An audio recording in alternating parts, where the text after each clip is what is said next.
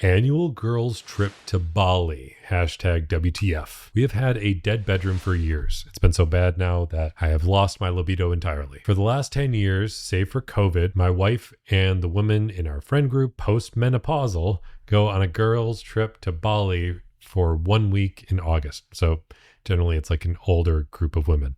Their mantra is, what happens in Bali stays in Bali. It's their shared joke whenever we're all together as couples and the topic of Bali comes up. That's always a dangerous phrase to come up. The first year my wife went, she told me how they would get a scooter ride for peanuts down to the beach and back, and that riders would try and chat them up and want to come back with them to Australia to live. Told in all good humor, just as like a flirtatious attempt with mature female tourists. Upon return, I would just get a brief summary of relaxation and dining for a week. Somebody in chat totally agrees, not a good sign. This year I got a call from one of the other husbands to say his wife had pocket dialed him that night and that she was unaware that her phone was eavesdropping on the conversation the ladies were excitedly having in what he thought was one of their rooms. He could hear them comparing notes about these men they had been hooking up with. And by the sounds of it, these men were annual regulars and they were all involved. I took on board what he relayed. Then he asked that I not call to confront my wife about this until he had spoken to the other husbands and we had all made a plan. My heart sank, but I was also questioning if he had actually been able to hear so much, particularly if they were talking excitedly as he had described. I felt there was a chance he was misinterpreting things. Each night, my wife would ring me at 10 p.m. to touch base and share good night wishes. That night, when she rang, she sounded no different, and I dearly wanted to ask her specifics. I just said, "How was your day?" She said that they did their usual routine of pool, drinks, beach, shop, lunch, siesta, dinner, and drinks. Then back to their rooms. Next day, the husbands had a group call, and one husband, Ted, folded and spilt the beans when he could hear the anger and hostility building. He knew much more than the rest and told us what the week was all about. Basically, it was a cheat week, and for his part, he was okay with it. That's already a douche. I do respect the guy for telling all the other husbands, but I already hate this other guy for being like totally in the know, totally just fine with it, and just knowing that the rest of the husbands are being lied to, and that's just cool with him. That's crappy. Yes, they had organized the same locals they had distilled down to over the years as their Bali husbands who would take care of them for the week. Ted said that not all women slept with their Bali husbands, but they all partook in intimate massages, cuddling, and kissing, as well as dancing and partying. He implored us to see it from their perspectives as it was a release with no ill intent to us. There's no way there's no ill intent. This dude was okay with it because he knew about it. He had the choice. The rest of the husbands are completely left in the dark and they get to find out in the worst ways possible. Coping with it himself, he is just completely oblivious and doesn't care about anybody else. That's totally crappy. Yeah, he said not all of them, which means some of them did. He said pretty much all of them were partaking in the like some levels of intimacy. Even if it wasn't full on sleeping with somebody, it's still crappy, like for all intents and purposes, cheating. I was enraged, telling them that I have had complete neglect in the bedroom for years just to find out that someone had been reserved in Bali just for screwing, and they could have given us STDs. And there's even more language in this, but I have to post this to YouTube, so I have to cut some of it out. Ted was quick to defend and said the women that did sleep with the men mutually committed to safe practices as they wanted nothing less. We all wanted to know which of the wives went that far, but he would not say, and said that he was unsure, which is totally BS. He totally knows and he just doesn't want to tell anybody. Yeah, so many of them were sleeping with people and this dude's already trying to like hide it. Then to my amazement, another husband, Greg, volunteers that it was karma for him as he had cheated on his wife due to their dead bedroom issues and had suspected she had known but never confronted him. Out of all the husbands, there's one a total jerk for not telling the other husbands and leaving everybody in the dark. There's another one that's a jerk because he cheated, but it sounds like there's a lot of husbands involved here. Another husband put a spin on it as well, downplaying it in a racist fashion, dehumanizing the BALI men.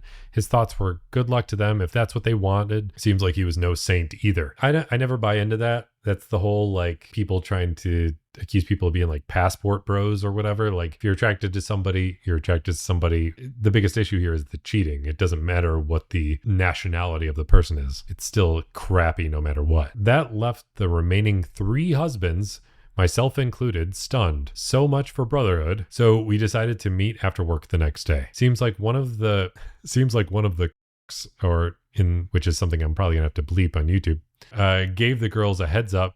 As soon as the group call ended, my phone rang with my wife in tears. Same for the others.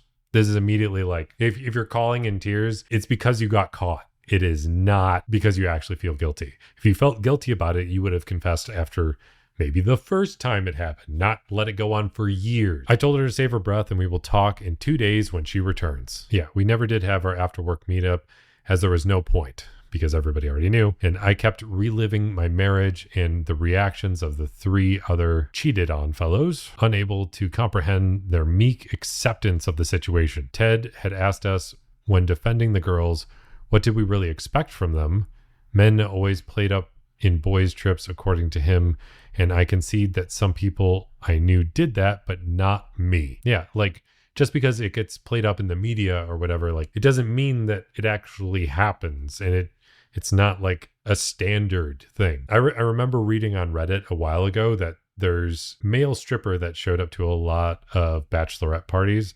And he was talking about how so many of the women at the bachelorette parties cheat. I've been to a couple bachelor parties now. It was never even a consideration for any of the guys. Like we didn't even have strippers at any of them. I didn't have any strippers at my bachelor party, and we didn't have any at the other ones that I went to, mostly because it felt weird. It felt awkward, and nobody had the impulse to do it. It was just a night for guys to hang out. It was just like a guy's night. Have some drinks, have some junk food, and that was it. Like at my bachelor party, we played board games and drank a few beers and had junk food, and that was it. So the idea that like, this is just what happens, total BS. Anyways, by the time Saturday came and my wife came home, I was still pissed off, but conflicted, as part of me was happy she was home. Just a tough place to be. She was red with tears and tried to embrace, but I couldn't go there. I needed to know if she was sleeping with their BALI husband. Before she could talk, I asked her how she could treat me so bad and yet go and screw some younger, exploited third world man. She and the others were no better than the old bastards that go to Asia to bang young girls or even children, which might be pushing it a little bit, but still. She implored me to listen to her and hardened up at my comments. I kept on going. Then she yelled at me to shut up and listen. In a situation like that, if my significant other told me to shut up and listen, I would just be like, I'm out. I'm out. She told me, yes, it was cheating. She claimed she was not one to sleep with their guide, as she put it. It was the 3 wives of the other ones who seemed to be okay with it, according to her.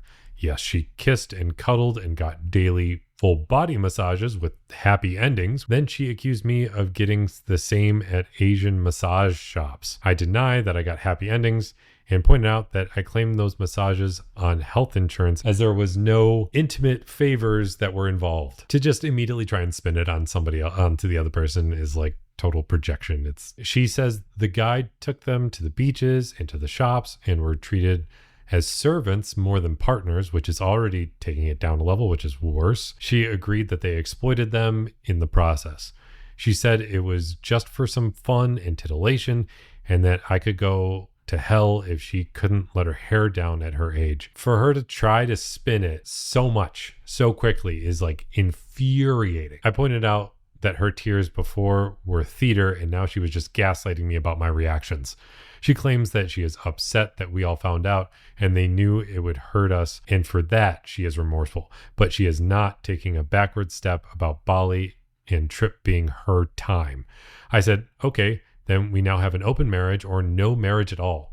2 can play this game. She was not having it. Lots of yelling and harsh words said. Yeah, doesn't like it when it's immediately tried to be evened out. I went out telling her I was off to start the new arrangement. She said, don't come home then. I have been sleeping at my son's flat since. Even he and his two brothers think I am overreacting. So I told them to let their partners join the BALI group. I've been a good husband and my wife has been a good wife. Besides the lack of intimacy, we have always shown deep and emotional affection with each other and have always been each other's rock. The things she claims she did in Bali are exactly what I do for her. What am I not seeing? I would be so infuriated, not just at it happening, but at her reaction. It's like, you're a garbage person. Like, go away. Because it happened for years. Happening for years is the big part here. Like, if she felt remorseful immediately, still sucks, still cheating, but it went on for years and they were just fine with it. And then they get caught and they're like, oh, we're just trying to like be a little more free. You shouldn't be mad at us about it. It's like, you're banging other dudes and you expect me to just be cool with it? No. And plenty of people read comments, but he wound up posting a little bit of an update. He said, my rant yesterday saw a lot of comments. My headspace is a mess right now and I can't process all this. I left the house because it was the safest thing to do to avoid violence and keep myself out of trouble. I was a boxer, and if I lost it, I would be fucked. I have never hit a woman, but I could feel myself losing my self-control. If I were to see Ted right now, he would feel my pain. My adult sons are great and are doing the best to keep calm. We are a family of hotheads, but we are not stupid. Well, at least we're not stupid about it. Main reactions, in general, I don't know how this guy would ever think he's the jerk. Like, she cheated for years and has done nothing to improve your own intimacy. The marriage is over. Oh my God, that wife is so bad. She's just a bad person. And for her to just be like, oh no, you should be cool with it. Like, the husband was just trying to stick it out in a marriage to be able to get a clear head.